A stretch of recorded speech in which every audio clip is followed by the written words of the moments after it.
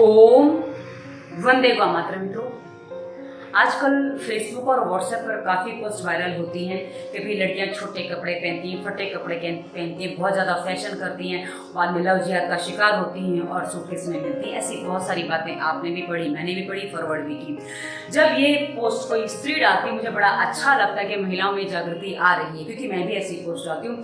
पर यही पोस्ट जब कोई पुरुष डालता है ना, मुझे बड़ी अजीब सी सोच लगती है, क्योंकि पुरुष अपनी गलती समझने को तैयार नहीं है। क्योंकि हमारा समाज पुरुष प्रधान है। उस पुरुष प्रधान समाज में यदि पुरुष महिलाओं की इस नग्नता को स्वीकार नहीं करना चाहता है, यानी कि उसका विरोधी है, तो ये नग्नता इतनी ज्यादा क्यों बढ़ गई, क्यों बढ़ती चली जा रही है, इस पर लगाम क्यों नहीं लग पा रही? यदि आप इस बात को सुनेंगे, समझेंगे, तो आपको स्पष्ट हो जाएगा कि कहाँ क्या समस्या है, कहाँ से क्या बिगड़ा है। क्योंकि हम वर्तमान में आज समाज के जिस रोग में खड़े हैं, इसका संबंध पूरा भूतकाल से। तो मैं आज आपके सामने जो चर्चा रखने वाली हूँ, क्योंकि जिस देश की मान्यता ये रही है, यत्र नार्यस्तु पूजन्ते रमन्ते तत्र देवता, उस देश की महिलाएं, एक जो बहादुर महिलाएं थी, वो कब कैसे घूंघट में चलेंगी और कब कैसे घूंघट के बाद घर में रहने के बाद एकदम से इतनी उद्दंड हो गई, कुछ छोटे कपड़े, फटे कपड़े और ना जाने क्या क्या फैशन के नाम पे करने लग गई। और एक समाज तो ऐसा कि जहाँ उनको तो अपने पिता और अपने सगे भाई के सामने भी घूंघट करना पड़ता। हमारे मुस्लिम समाज में बुर्खा पहनना पड़ता। क्योंकि जब मैंने एक वीडियो बनाया था लज्जानी से कुछ, तो मैंने 3 भाग बनाए हैं, उसमें मैंने विषयों पे चर्चा की है। उसके अलावा मैंने वीडियो और दिया था घूंघट पर, तो उसमें कुछ लोगों ने कमेंट की कि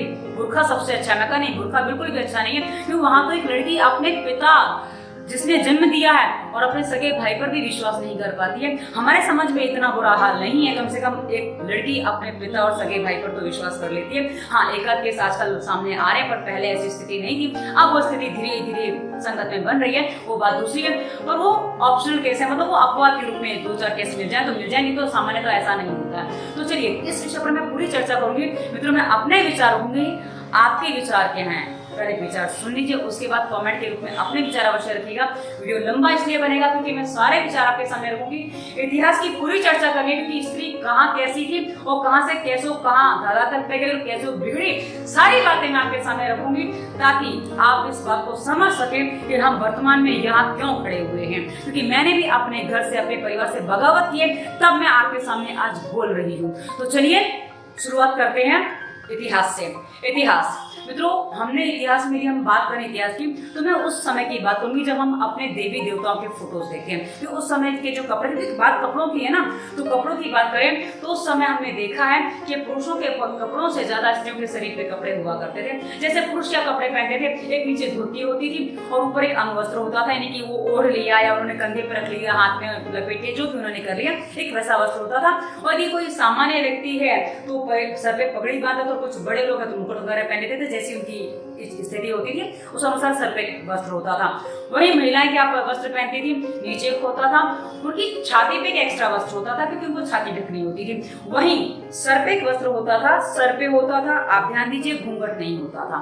उस समय घूंघट की कोई परंपरा नहीं थी, सर पे वस्त्र अवश्य होता था और वो सर पे ही रहता था, घूंघट नहीं निकलता था। और इस स्थिति में हमने देखा है कि हम जो देखते हैं, हमारी कहानियां जो पढ़ते हैं, सुनते हैं, उसमें हम देखते हैं कि देवराज इंद्र को भी क्षमा नहीं किया गया था जब उन्होंने किसी स्त्री पर अपनी दृष्टि बिगाड़ी थी। उनको भी शापित होना पड़ा था, उनको भी चीजें भोगनी पड़ी थी। तो मित्रों, ये हमारे समाज की परंपरा रही है कि जब भी किसी पुरुष ने स्त्री पर नजर बिगाड़ी है तो उसको उसके परिणाम झेलने पड़े, उसके परिणाम उसके सामने आए हैं, उसको दंडित होना पड़ा है। जब देवराज नहीं बच पाए तो बाकी तो किसी को कोई औकात ही नहीं थी। तो हम इस बात को समझेंगे तो अच्छा है। और मित्रों, एक बात और बता दूं, सभ्य समाज के जो सभ्य लोग थे, मैं सभ्य लोग उनकी बात कर रही हूँ जिनको वाकई जो आदर्श हमारे माने जाते हैं। राजा दशरथ आदर्श नहीं माने जाते, और हाँ, श्री राम आदर्श माने जाते हैं। वहीं ब्रह्मा, विष्णु, महेश तीनों आदर्श माने जाते हैं।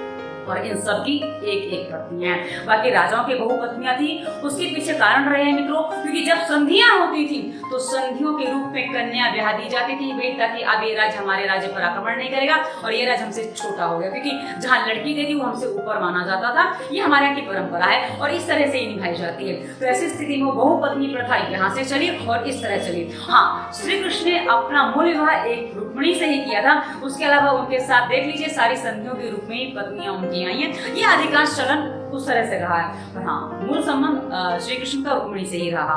तो हम इस बात को समझ सकते हैं। अब मैं इस बात को इसलिए बता रही हूँ ना, क्योंकि हमारे आदर्श जो है वो झूठे नहीं है, गलत नहीं है, नगण्य नहीं है, उनको हमने बहुत ही सही तरीके से चुना है और वो भी आदर्श है मित्रों। और एक पत्नी व्रत इसीलिए आदर्श माना जाता है, और एक पत्नी के साथ आप अपना कहते हैं ना एक सही जीवन बीतता है, वही आदर्श माना जाता है। लेकिन हमारे समाज में उसके बाद क्या हुआ, मैं धीरे धीरे आगे बढ़ रही हूँ ताकि आपको स्पष्ट हो जाए। राम के समय में राम ने सीता का परित्याग तो किया, लेकिन दूसरा विवाह नहीं किया। चाहते तो राजा होने के नाते कर सकते थे, किसी भी बहाने से कर सकते थे, पर उन्होंने एक पत्नी व्रत का धर्म निभाया, और राजधर्म भी निभाया और पति धर्म भी निभाया, दोनों धर्म उन्होंने निभाए, इसलिए उनको आदर्श माना जाता है। उसके बाद मित्रों आगे बढ़ते हैं। महाभारत काल में यदि हम कुछ चीजें देखें तो मित्रों कुरुसभा की बात इसलिए करना चाहूंगी कि वहाँ बहुत बड़े बड़े विद्वान, बहुत बड़े बड़े शूरवीर बैठे थे। उन सबने अपने अपने धर्मों का पालन किया, और ऐसी स्थिति में द्रौपदी का वस्त्रहरण हुआ। आप बोलेंगे द्रौपदी ने दुर्योधन का अपमान किया था, तो क्या इतना बड़ा अपमान किया था कि उसका वस्त्रहरण करने की स्थिति आ जाए? कुछ शब्दों की बात है तो शब्दों को कह के निपटा देते, ना कि चीरहरण तक नौबत आनी चाहिए। और ऐसी स्थिति में कुलवधू एक राजरानी का चीरहरण, ये तो कोई मान्यता वाली बात नहीं लगती, पर ऐसा भी हुआ मित्रों। हाँ, श्री कृष्ण ने बचाए, वो बात दूसरी भी है, क्योंकि वो एक अलग मैटर था, पर कोशिश जो हुई वो तो आपके सामने, इतिहास हमारा उसके लिए साक्षी है, और हम इस बात को नकार नहीं सकते, कोई पुरुष इस बात को नहीं नकार सकता। अब आप समझ सकते हैं कि जब एक राजरानी के साथ ये स्थिति बनी थी उस कुरु काल में, तो आप समझ लीजिए एक सामान्य स्त्री की क्या स्थिति बनी होगी उस समय में, क्योंकि सामान्य स्त्री का वर्णन नहीं मिलता है। हाँ, राजरानी का वर्णन तो कभी कभी मिल जाता है, उससे कुछ बातें सामने आ जाती हैं। अब मित्रों धीरे धीरे आगे बढ़ते हैं और आगे बढ़ते हैं, क्योंकि जैसे जैसे समय आएगा ना आपको समझ में आएगा और बातें खुलेंगी। अब मित्रों जैसे समय और बदलता है, आपने देखा होगा कुछ पुरुष अपनी इच्छाओं की, अपनी वासना पूर्ति के लिए वैश्यालय भी जाते थे। आपने देखा होगा नगर वधू और जो देवदासी आदि का चलन है। अब इनके पीछे की मानसिकताएं क्या रही, मान्यताएं क्या रही, मुझे विस्तार से बताने की जरूरत नहीं है, इसको आप सर्च कर लीजिए, आपको विस्तार से जानकारी मिल जाएगी कि क्यों होता था। आप देखिए वैश्यालय भी होते थे, घर में पत्नी है और आप जो पुरुष वैश्या के पास जा रहा है, वैश्यालय में जा रहा है, वहीं घर में पत्नी है और पुरुष के विवाह के बाद कुछ और संबंध भी है। ऐसा इतिहास हमारे यहाँ बहुत ज्यादा मिलेगा और आप इसको आराम से देख सकते हैं, पढ़ सकते हैं। जबकि आपको बता दूं, पर स्त्री गमन निंदनीय नहीं, ये अपराध माना गया है, और पर स्त्री गमन कभी करना नहीं चाहिए, ऐसा हमारे शास्त्रों में वर्णन मिलता है, और ये बहुत ही गहराई से बताया जाता है, वर्णन किया जाता है। पर ये होता है चाहे वैश्या के रूप में हो, चाहे किसी और रूप में हो। आजकल गर्लफ्रेंड के रूप में वो चलता है, गर्लफ्रेंड, और आजकल तो बॉयफ्रेंड भी हो गए, वो बात का विषय है, उस पर भी मैं आऊंगी कि कहाँ से क्या आया है। अब जो वैश्यालय पुरुष जाते थे सारे कुमारे तो नहीं होते थे ना, उसमें कुछ विवाहित भी होते थे ना, जिनकी पत्नी, आप बोले पत्नी से वासना पूर्ति नहीं हो रही तो क्या करें, तो अपनी वासना को नियंत्रित करिए ना, या तो अपनी पत्नी को भी उस योग्य रखिए ना, तो आप में इंटरेस्ट बना रहेगा। ये दोनों के विषय की बात है ना, एक ही विषय की बात तो है नहीं कि पत्नी संतुष्ट नहीं हो रही है तो पत्नी कहाँ जाएगी। हाँ, पर राजा भृतहरि के साथ जो हुआ उसका भी उदाहरण हमारे सामने है कि भी राजा भृतहरि ने नीति शतक लिखा, उससे पहले श्रृंगार शतक भी लिखा, पर वैराग्य शतक भी लिखा। ये सारी चीजें हैं क्योंकि उन्होंने जो चीजें देखी, जो उन्होंने महसूस की, वो सारी चीजें उन्होंने लिखी। उनकी पत्नी ने उनके साथ धोखा भी किया, ये भी हमने देखा और इतिहास में। पर ऐसे केस जो महिलाएं धोखा देने वाली है, महिलाएं ऐसे संबंध बनाए, ऐसे केस बहुत कम मिलते थे। पर पुरुषों वाले केस गिन सकते हैं, अनंत हैं, गिन नहीं सकते। महिला वाले गिन सकते हैं, उल्टा बोलती, महिला वाले गिन सकते हैं, पुरुषों वाले अनंत हैं, आप गिन नहीं पाएंगे। क्योंकि उसके बाद जो रजवाड़ों की प्रथा चली है, बहुपति, उसमें पत्नियां लड़ती थी। अक्सर लोगों ने कमेंट किया है कि भाई राम के वनवास में कैकेयी का दोष था। भाई राजा दशरथ यदि 3 पत्नियां नहीं करते तो राम को वनवास कैकेयी नहीं दे पाती ना, एक ही पत्नी रखते ना, आपने क्यों 3 पत्नियां की थी? उसको कोई दोष नहीं देता कि राजा दशरथ की गलती की 3 विवाह किए, अपनी पुत्र वासना में, किसी भी वासना में 3 विवाह किए, राजा दशरथ की गलती नहीं थी क्या? यदि कैकेयी की गलती थी तो यदि आप कैकेयी को दोष देते हैं तो पहले राजा को दोष दीजिए, क्योंकि राजा ने 3 विवाह नहीं किए होते तो कैकेयी नहीं आती। वही मित्रों, जितने भी राजवाड़े हुए, सब की रानियों को अपना अपना अस्तित्व, अपना अपना वर्चस्व चाहिए, क्योंकि सबको अपनी अहमियत प्यारी होती है। तो ऐसी स्थिति में रानियों का लड़ना सहज हो जाता था, क्योंकि सबको अपने बेटे को राजा बनाना होता था। और इसी के चक्कर में हमारे देश को भीष्म जैसा राजा नहीं मिल पाया, अंधा धृतराष्ट्र जैसा राजा मिला, क्योंकि काश पिता की वासना नहीं जागी होती तो स्थितियां नहीं बनती। तो मित्रों ये सारी बातें हैं, क्योंकि मैं जब बोला ना, जब चर्चा करती हूँ तो मुझे ऐसा लगता है कि मैं कहाँ क्या कहूँ क्या छोड़ दूँ, क्योंकि इतनी सारी बातें होती हैं बताने को करने को, तो सारे इतिहास में साथ में खुलते हैं। तो मैं ये बातें ऐसे आपके सामने रख रही हूँ कि पुरुष की वासना ने अंधे धृतराष्ट्र को राजा बनाया, ना कि भीष्म जैसा साहसी राजा हमारे देश को मिला। क्योंकि भीष्म राजा बनते तो बात ही कुछ और होती, पर भीष्म ने गलती बड़ी कर दी कि भीष्म राजा को समर्पित हो गए, अपने राष्ट्र को समर्पित होने की बजाय, तो वहां उनकी गलती हो गई। उस पर हम फिर कभी चर्चा करेंगे, दूसरे वीडियो में चर्चा करेंगे। तो मित्रों आगे बढ़ते हैं। धीरे धीरे समय बदला, मुगलों का आक्रमण शुरू हुआ। मुगलों के आक्रमण के बाद महिलाएं कभी कभी थोड़ी कमजोर होती है, वैसे तो हमारी महिलाएं शेर नहीं भी हैं, लड़ाई तो किसी से भी लड़ जाती हैं, और हाँ जब आपत्ति काल आता तो किसी से भी लड़ जाती हैं, और जब थोड़ी कमजोर होती है, पति है संभालने वाला, बड़े भाई है, पिता है, तो आराम से घर में रहती है, कोई समस्या नहीं होती है, और हाँ ये चलता रहता है। पर मित्रों समय बदलता है, समय क्या होता है, जो लड़कियां घर में आराम से रहती थी, घर में सुखपूर्वक रहती थी, धीरे धीरे समय बदलता है, उनके ऊपर थोड़ा सा प्रेशर आता है, और जब ये दृष्टि बदलना शुरू होता है, दृष्टि दोष शुरू होता है, और बाल विवाह की जो परंपरा आती है, उसके बाद धीरे धीरे जो समय बदलता है, अब घूंघट की प्रथा आरंभ होती है। क्योंकि उससे पहले घूंघट नहीं था, ये हम सब जानते हैं, कि जब मुगलों के आने से पहले घूंघट नहीं था, हम सब जानते हैं। लेकिन मुगलों के आने के बाद हमारे अपने परिवारों में, अपने परिवार के सदस्यों से, यानी कि ससुर और जेठ जैसे व्यक्तियों से भी घूंघट करना आरंभ हो गया। ये जो है ये मन को कलुषित करने वाली बात आ गई। अब अक्सर लोग कहते कि भाई वो ससुराल में ससुर का और जेठ का सम्मान करती है, इसलिए उसे घूंघट करती है। तो ससुराल में जेठ और जो ससुर होते हैं, क्या वो बड़े भाई और मायके में पिता से कम होते हैं, ज्यादा होते हैं, क्या स्थिति होती है? यदि कम होते हैं तो उनको घूंघट क्यों और इनको क्यों नहीं? क्योंकि ससुर और पिता, जेठ और बड़े भाई, तो ये समान स्थिति में माने जाते हैं। तो यदि एक लड़की, क्योंकि मेरी मोटी बुद्धि, में अपनी यहाँ मोटी बुद्धि बता रही हूँ कि मेरी यहाँ मोटी बुद्धि हो जाती है, कि मेरी मोटी बुद्धि में ये बात नहीं बैठ रही है कि जो एक लड़की अपने घर में अपने पिता और अपने बड़े भाई का घूंघट नहीं करती है, तो इनका अपमान कर रही है, क्योंकि ससुराल में उसको अपने उसी समान जेठ और ससुर का घूंघट करना होता है, वो सम्मान का प्रतीक है। तो ये मायके में अपमान करती है, ससुराल में अपमान करती है। मुझे समझ में नहीं आता, यदि आपको समझ में आता तो स्पष्ट करके बताइएगा, क्योंकि मैं घूंघट को सम्मान का प्रतीक बिल्कुल नहीं मानती। कि जिसको आप चेहरा नहीं दिखा सकते, आपको जिससे चेहरा छुपाना पड़ रहा है, इसके पीछे लॉजिक क्या है? चेहरा छुपाना पड़ रहा है, चेहरा छुपाने का लॉजिक समझिए। क्योंकि चेहरा छुपाने का लॉजिक इतना सही होता है, क्योंकि मायके में वो माता, पिता और भाई हैं, उनको तो नीयत खराब नहीं होने, क्योंकि हमारे देश में परंपरा ही नहीं थी। हाँ कहा ना, मुसलमानों में ये चीज रही है, इसलिए उनको तो मायके में भी घूंघट करना पड़ता है, बुर्का पहनना पड़ता है। पर हाँ हमारे परंपरा नहीं थी, इसलिए अपने मायके में उसको किसी को के सामने घूंघट नहीं करना पड़ता।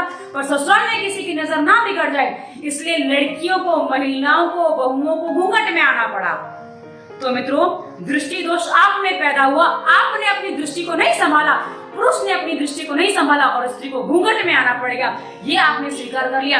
आपने देवराज इंद्र वाली स्थिति नहीं अपनाई कि देवराज इंद्र को भी सजा मिली थी, तो आपके घर के बच्चे, आपके घर के लोग कौन से बहुत महान व्यक्ति थे कि जिनको आप बचाने के लिए महिलाओं को घूंघट में आपने डाल दिया। आपने महिलाओं को घूंघट में डाला, उसको दबाया, उसको कुचला। मैं इसको कुचलना मानती हूँ, क्योंकि हाँ ये कुचलने जैसा ही है।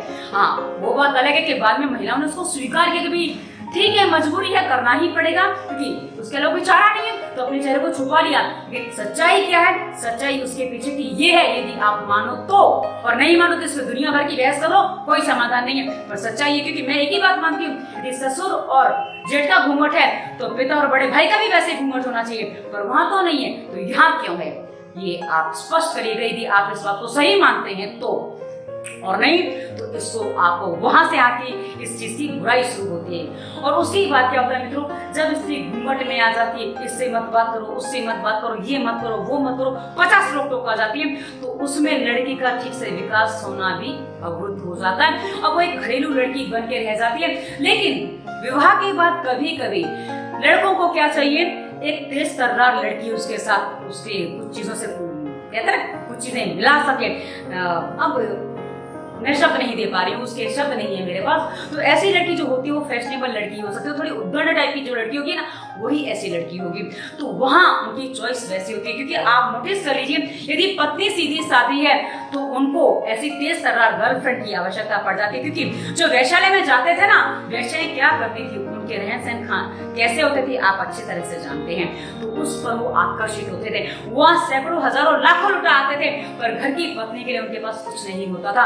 ये हमने अपने समाज में होते देखा है और ये प्रत्यक्ष है, इसको कोई नकार नहीं सकता। क्योंकि हमारे यहाँ कहा ना, पुरुषों के लिए न जाने कितने वैश्यालय हैं और कोई भी स्त्री अपने मन से वैश्या नहीं बनती थी, उसको मजबूरन, क्योंकि नगर वधू भी कोई अपने मन से नहीं बनती थी, उसकी व्यवस्था होती थी, कुछ कारण उसके सामने ऐसे आ जाते थे जिसके कारण उसको नगर वधू बनना पड़ जाता था। ये सारी व्यवस्थाएं होती थी जिसका लाभ पुरुषों ने उठाया है। और जब ये पुरुषों ने लाभ उठाया है, अब हुआ क्या, जब एक लड़की ने, एक बेटी ने, एक बहन ने, किसी ने जब ये देखा कि मेरी भाभी के साथ, मेरी माँ के साथ क्या हो रहा है, मेरा पिता या मेरा भाई बाहर किसी लड़की के साथ जा रहा है, लड़की कैसे उसने देखा उसके घर में उसकी भाभी कैसे रहती है, उसकी माँ कैसे रहती है, उसको लगा कि मैं भी ऐसे रहूंगी तो मेरा पति भी किसी और के पास जाएगा। और मित्रों, साहिब बीबी और गुलाम फिल्म जो आई थी वो इसका जीता जागता उदाहरण उन्होंने प्रस्तुत किया था कि भाई एक लड़की ने अपने पति को अपने साथ, उसका साथ दे, उसके साथ है, वो बाहर किसी और स्त्री के पास ना जाए, उसके लिए क्या क्या किया ये फिल्म में बहुत अच्छे से चित्रित किया गया है। और उसके बाद उसको नशे की ऐसी आदत पड़ जाती है मीना कुमारी को, तो नशा नहीं छोड़ पाती है, क्योंकि वो उसकी आदि नहीं थी पर उसको आदत पड़ गई, क्योंकि कहा ना नशा बहुत जल्दी लग जाता है, हमने इस पर भी वीडियो दिए हैं। तो ऐसी ही बात है मित्रों। अब एक लड़की ये चाहती है, एक स्त्री ये चाहती है कि उसका पति उसकी तरफ आकर्षित हो, तो कोई बुरी बात तो नहीं है, और पहले इसीलिए होता था। लेकिन धीरे धीरे हमने देखा हमारे समाज में जो चलन है, मैंने इस पर पहले एक पोस्ट डाली थी, छोटी सी पोस्ट मैंने डाली थी, शायद 6-8 महीने हो गए होंगे, कि यदि किसी लड़के को सुंदर पत्नी चाहिए है तो उसको जेब नोटों से भरी रखनी होगी, क्योंकि यदि आपके पास धन है तो ही आपको सुंदर लड़की मिलेगी। वहीं यदि आपको एक पैसे वाला लड़का चाहिए तो अपने चेहरे को भले ही मेकअप से पर चमका के रखना, तभी आपको एक पैसे वाला, एक अच्छा लड़का मिलेगा, एक ताकि जिससे आप विवाह कर सको। यदि आप सीधी सादी लड़की हो, यदि आप फैशन नहीं करती, यदि आप सुंदर नहीं दिखती हो, तो आपका चुनाव करने वाला भी समाज में आपको कोई नहीं मिलेगा। तो जो समाज में, हमारे परिवार में आप देखिए ना, किसी को भी सुंदर बहू चाहिए होती है, गुण बाद में देखे जाते हैं, पहले सुंदरता देखी जाती है। बहू यदि दिखने में सुंदर नहीं है तो लोगों को बहुएं पसंद नहीं आती। क्योंकि मैं अपनी बता दूं, मेरी सास को मैं पसंद नहीं थी, क्योंकि मेरा रंग थोड़ा दबा हुआ था, मेरा रंग सांवला है, तो मेरी सास को मैं पसंद नहीं हूँ। उनको अपने बेटों के लिए गोरी बहू चाहिए थी। पर ये हमारे समाज की सीधी मानसिकता है मित्रों। आप बोलेंगे तो स्त्री ही दोषी है ना, स्त्री दोषी क्यों है मित्रों? उसको पता है कि मेरे बेटे में ऐसी बहू नहीं मिलेगी तो भटकेगा, उसको भी पता, पर वो प्रत्यक्ष रूप से कह नहीं पाती है। और इसी कारण से शायद मेरे घर में जो हुआ कि आज मैं बगावत के सुर के साथ खड़ी हूँ, क्योंकि मेरा पति जिस स्त्री में मुझे छोड़ के गया था उसको किसी और की तरफ आकर्षण हुआ था। और हाँ, जिसे उस स्त्री को देखा था, क्योंकि मैं बता दूं मैंने उस स्त्री को देखा नहीं है जिसके साथ मेरा पति गया था, और जिन्होंने उसको देखा उन्होंने कहा कि भाभी दिखने में तो कोई खास नहीं है, पर हाँ फैशन बहुत करती है। और ये एक उदाहरण ऐसा नहीं है मित्रों, आप अपने आसपास देख लीजिए, उदाहरण भरे मिल जाएंगे। यदि आपके परिवार में ऐसा कुछ है वहां भी देख लीजिए, उदाहरण आपको मिल जाएंगे। तो मित्रों, फैशन के पीछे का कारण क्या बना मैं आपको छोटा सा बता रही हूँ। वरना एक सीधी सादी लड़की है, आपके घर में रहती है, आप उससे क्या क्या कह देते हो। आप अपने घर में बहुओं के लेवल को देख लीजिए। यदि आपके घर में कोई तेज तर्रार बहू है, बोफट बहू है, बोलने वाली बहू है, उसकी हर बात मान ली जाती है। पर वहीं कोई सीधी सादी बहू है तो उसकी कोई सुनता नहीं है, उसको तो बस उसको लगा रखते हैं, उसको घर की नौकरानी की तरह रखते हैं, और वही जो तेज तर्रार है उसको रानी की तरह रखते हैं। तो वह अंतर है भाई।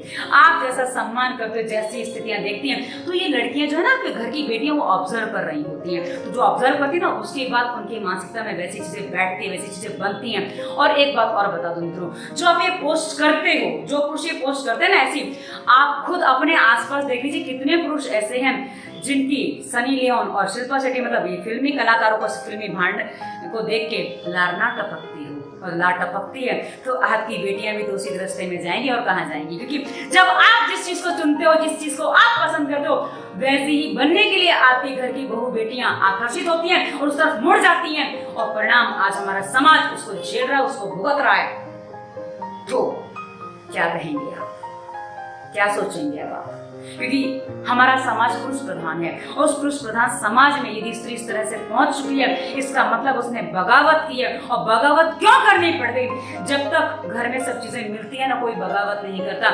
मैंने 40 साल की उम्र तक नौकरी करने के विषय में सोचा भी नहीं था। मैं प्राणायाम करवाती थी, फीस कभी नहीं लेती थी, सेवा के रूप में करती थी। लेकिन उसके बाद जब मेरा पति छोड़ के चला गया तो मुझे कमाने की जरूरत पड़ गई, और मैंने अपना करियर भी बना लिया, और आज आपके सामने खड़ी हूँ।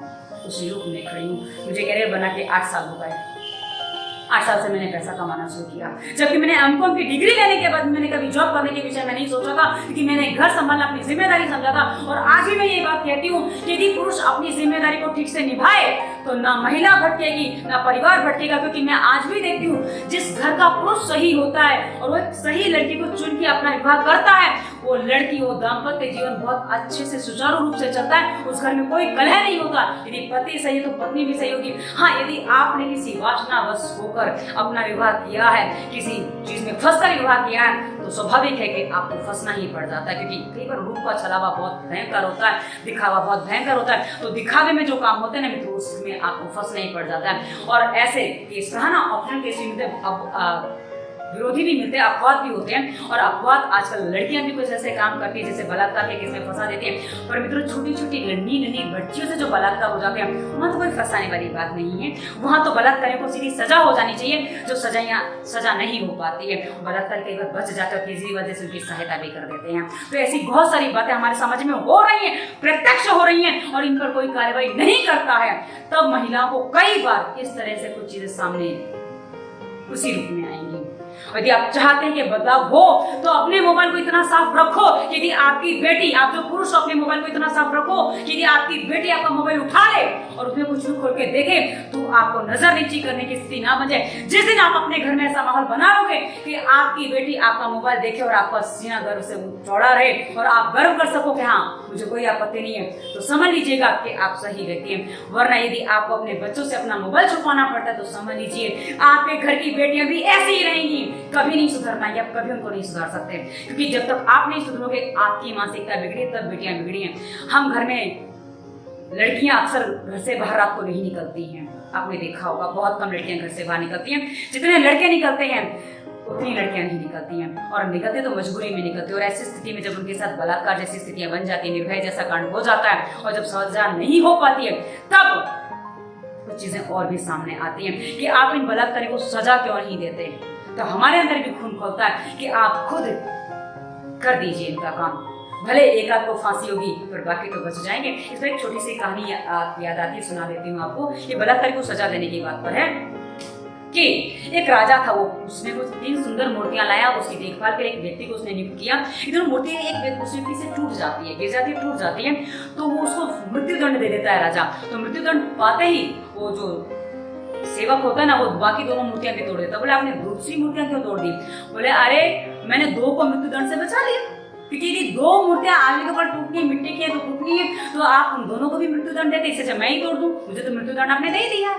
तो मित्रों, ऐसी ही बातें हैं कि यदि आप औरों को बचाना चाहते हैं तो जो सजा सुनाई जाती है, वो सजा जितनी जल्दी तजवीज होगी उतना ही सुधार समाज में आएगा। यदि आप समाज में सुधार चाहते हैं, महिलाओं में सुधार चाहते हैं, तो पहले अपनी मानसिकता को सुधार करिए। क्योंकि बलात्कार के जितने भी सीन फिल्मों में आते हैं, उनके दर्शक मोस्टली पुरुष होते हैं, महिलाएं नहीं होती हैं। महिलाएं कैसे देखती हैं हम भी जानते, क्योंकि मैं भी एक महिला हूँ, और कितनी महिला उसको अच्छे से देखती हैं, कितनी महिला कैसे देख पाती है, हम अच्छी तरह से, क्योंकि हम उस चीज को कई बार फील कर लेते तो नहीं समझ में आता है। आप क्या कहें आपसे, आप शायद नहीं समझ पाए, क्योंकि आप पुरुष हैं। आप जिस चीज को देखना पसंद करते हैं, हम उस चीज को कई बार छुपा जाते हैं। हम आपके अहंकार को पोषित करते हैं, ये हमारी गलती है। यदि हमने आपके अहंकार को पोषित नहीं किया होता, आज हमारे ऊपर आप इस तरह खड़े होके तांडव नहीं कर रहे होते। ये हमारी गलती है, पर हम विवश हो गए थे। पर अब मैं विवश नहीं हूँ, और मैं अपनी जैसी महिलाओं को खड़ा करूंगी, ताकि हो सके भविष्य में महिलाएं विवश ना रहे। हाँ, आप कहेंगे कि आप बगावत करेंगे, बिल्कुल मैं बगावत कर रही हूँ, क्योंकि बगावत से ही आज नया समाज हमारा सृजन कर पाएगा। अन्यथा हम जी नहीं पाएंगे, हम उस स्थिति में चलेंगे कि जिसका कोई मैं नहीं कह सकती, क्योंकि हम जैसी लड़कियों का, हम जैसी महिलाओं का ससुराल तो नहीं होता, मायका भी नहीं होता है, मायके वाले भी साथ नहीं देते हैं, वो भी पति का साथ देते हैं, तब हम जैसे लोग अकेले पड़ जाते हैं। तब मैं ये बात कहती हूँ कि यदि आप नहीं संभलोगे तो हम जैसी महिलाएं जाएंगी कहाँ, करेंगी क्या? तब हमें ऐसी बातें कहनी पड़ती हैं, करनी पड़ती हैं। हम उसको जीते हैं, भोगते हैं, तब आपके सामने बातें रखते हैं। आपको खाली पोस्ट फॉरवर्ड करनी होती है, हमें तो जीना होगा उस चीज को, हम जी के बताते हैं।